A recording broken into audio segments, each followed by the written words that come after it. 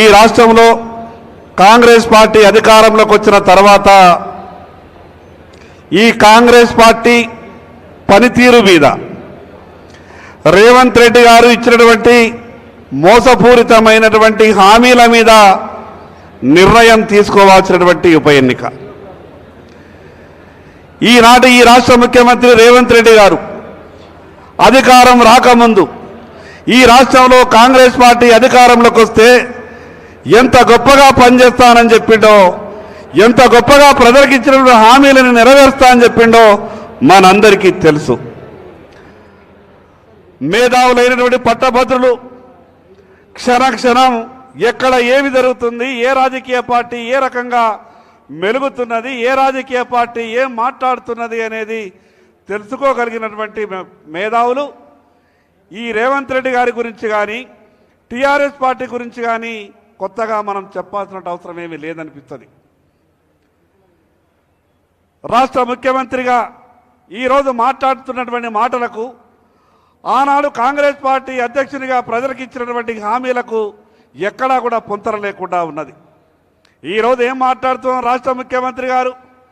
ఏమైందయ్యా ముఖ్యమంత్రి గారు, డిసెంబర్ 9వ తారీఖు నాడు అరచేతిలో వైకుంఠం చూపిస్తున్నావు కదా, ఈ రాష్ట్ర ప్రజలకు ఇచ్చినటువంటి హామీలన్నీ కూడా అమలు చేస్తూ ఉన్నావు కదా, ఏమైంది అని అంటే ఇప్పుడు ఏమంటాడు, ఈ రాష్ట్ర ఖజానా అంతా ఖాళీ ఉన్నది కాబట్టి, బీఆర్ఎస్ పార్టీ ఖాళీ చేసి పోయింది కాబట్టి నేను చెయ్యలేకపోతున్నా అని మాట్లాడతాడు.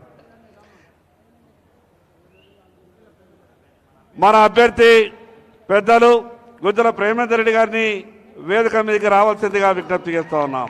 ఒక్కసారి గట్టిగా చప్పట్లతో స్వాగతం పలకాల్సిందిగా విజ్ఞప్తి చేస్తూ ఉన్నాం.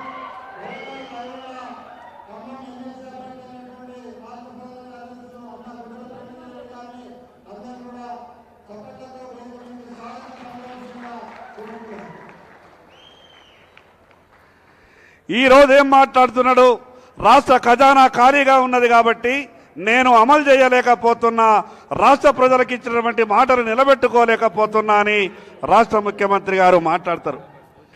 ఆ రోజు రాష్ట్ర ముఖ్యమంత్రి రేవంత్ రెడ్డి గారికి ఆ రోజు కాంగ్రెస్ పార్టీ అధ్యక్షునిగా ఈ రాష్ట్ర ఖజానా ఖాళీగా ఉన్నదన్న సంగతి తెలియదా?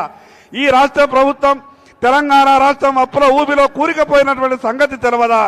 కానీ అన్ని తెలిసినటువంటి ఆ వ్యక్తి కేవలం అధికారం కొరకే ఆ రోజు అమలుకు సాధ్యం కానటువంటి హామీలిచ్చి ప్రజల్ని మోసం చేసిండు.